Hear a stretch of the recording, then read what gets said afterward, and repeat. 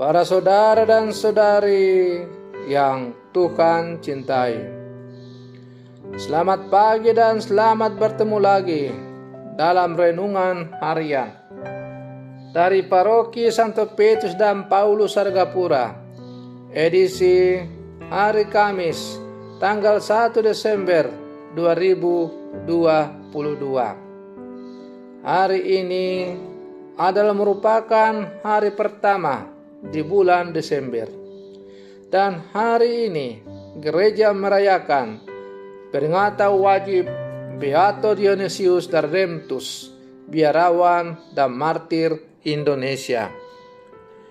Mengawali hari yang baru ini, kita hendak mendengar dan merenungkan sabda Tuhan.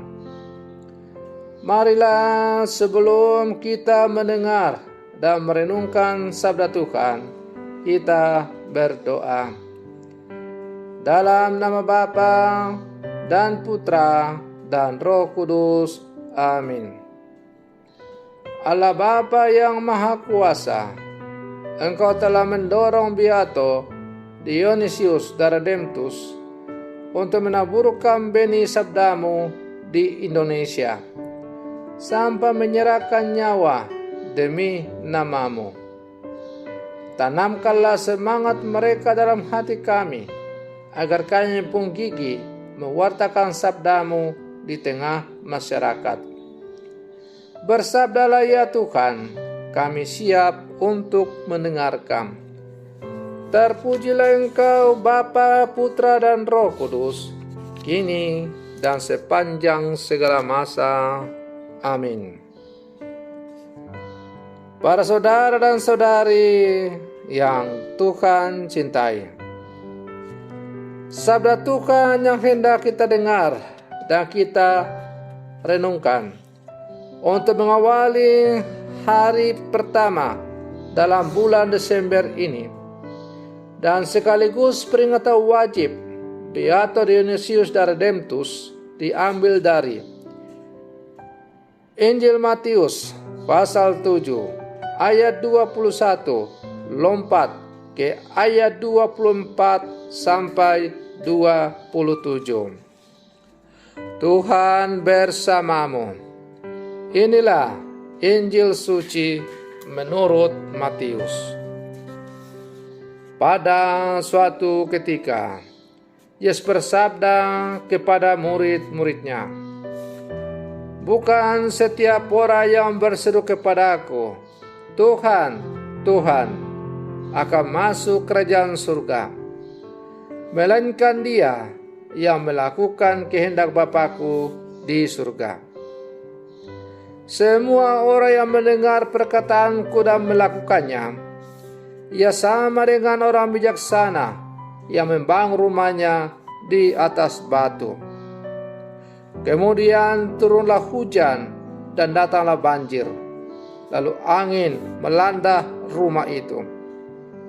Tetapi rumah itu tidak roboh, sebab dibangun di atas batu.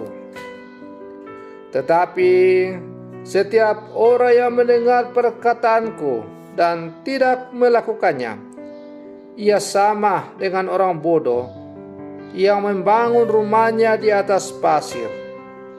Kemudian turunlah hujan dan datanglah banjir, lalu angin melanda rumah itu. Maka robohlah rumah itu dan hebatlah kerusakannya." Demikianlah sabda Tuhan. Para saudara dan saudari yang Tuhan cintai, ada gurauan bagus tapi menyesatkan di kalangan anak muda. Gurauan itu adalah muda foya-foya, tua bahagia, dan mati masuk surga. Gurauan ini menggambarkan seakan-akan masuk surga itu sesuatu yang sederhana dan mudah, sesuai keinginan kita. Banyak orang atau bahkan semua orang memang ingin masuk surga. Namun, banyak dari mereka yang menunda-nunda untuk merintis jalan ke surga itu. Sebagian lagi dari mereka tidak tahu jalannya. Para saudara dan saudari yang Tuhan cintai, dengan demikian beriman atau percaya saja kepada Yesus belumlah cukup, karena melalui bacaan Injil yang kita dengar pada hari ini, Yesus menegaskan bahwa untuk dapat masuk surga, setiap orang harus melakukan kehendak Bapa di surga. Melakukan kehendak Bapa itu bukan hanya sekedar keinginan, rencana, atau seruan, tetapi suatu sikap yang mewujud nyata dalam tindakan yang konkret. Foya-foya tentu bukan sikap dan tindakan yang sesuai dengan kehendak Bapa. Para saudara dan saudari yang Tuhan cintai, melakukan kehendak Bapa itu semestinya menjadi kebiasaan yang sudah ditanamkan dan dibiasakan sejak masa kanak-kanak. Keluarga-keluarga Katolik mempunyai tanggung jawab untuk memperkenalkan sikap dan nilai-nilai kekatolikan kepada anak-anak mereka. Dengan demikian, anak-anak dalam setiap keluarga Katolik akan memiliki dasar yang kokoh kuat untuk merintis jalan menuju ke surga. Para saudara dan saudari yang Tuhan cintai, dengan demikian menjadi jelas juga bahwa untuk masuk ke dalam kerajaan surga itu tidak cukuplah hanya dengan beriman. Percaya Yesus, ya percaya, tapi hidup dan tindakan tidak mencerminkan kehidupan sebagai murid-murid Yesus. Karena itu dalam bacaan Injil yang kita dengar tadi, Yesus juga berkata, bukan setiap orang yang berseru-seru, Tuhan, Tuhan, itu yang akan masuk surga. Tetapi mereka yang masuk surga adalah mereka yang melakukan kehendak Bapa-Ku di surga. Apa kehendak Bapa itu? Terbaca dan tergambar dengan amat jelas dalam sabda Tuhan selanjutnya. Dalam lanjutan bacaan yang tadi kita dengar itu, Yesus lalu menggambarkan dua sikap orang beriman dalam menerima kabar gembira dari Yesus.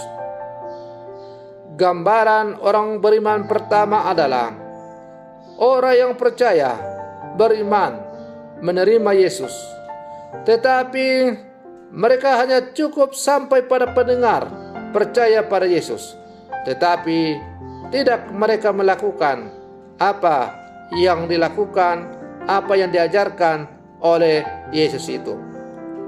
Mereka ini diibaratkan seperti orang yang mendirikan rumah atas dasar pasir. Nah, karena dasarnya tidak kuat, maka rumah itu akan roboh. Maka demikian pula halnya orang-orang beriman yang percaya kepada Yesus.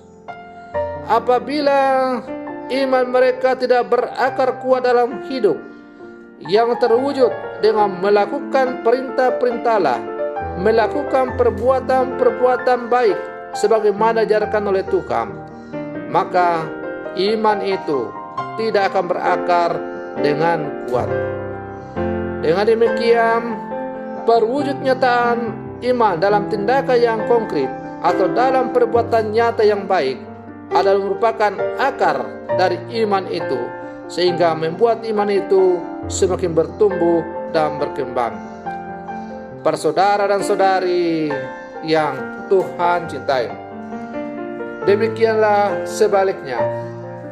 bahwa orang yang mendengar sabda Allah, tapi bukan hanya menjadi pendengar, tapi mereka sungguh melakukan dan mengkonkretkan apa yang mereka dengar itu dalam tindakan yang konkret. Atau mereka menjadi pelaku-pelaku sabda itu dalam kehidupan yang nyata. Mereka diibaratkan seperti orang yang mendirikan rumah dengan pondasi batu yang kokoh. Karena pondasi batu yang kokoh, maka ketika datang banjir, badai, angin melanda, rumah itu tidak akan rubuh. Maka demikian pula halnya kehidupan beriman kita sebagai orang-orang Katolik. Apabila kita sungguh beriman dengan kokoh dan kuat, kita sungguh menyatakan apa yang kita imani dalam kehidupan yang konkret dengan melakukan segala sesuatu yang diperintahkan oleh Allah, maka pelbagai tantangan-tantangan, rintangan, angin badai kehidupan yang melanda kehidupan kita tidak akan mampu untuk merobohkan kita. Kenapa? Karena kita memiliki iman yang sungguh-sungguh beriman dan berakar dengan kuat. Para saudara dan saudari yang Tuhan cintai, maka mari terus kita berlangkah dengan gagah perkasa, bergandengan tangan, jangan pernah takut. Sebagai orang-orang Katolik, kita harus mewujud nyatakan iman kita yang konkret dalam tindakan yang nyata dalam kehidupan sehari-hari. Mari terus kita mewujud nyatakan iman kita lewat tugas dan pelayanan kita masing-masing. Semoga kita layak disebut sebagai hamba-hamba yang setia, yang siap untuk menikmati hidup kekal bersama dengan Allah. Semoga demikian. Selamat pagi. Tuhan Yesus memberkati.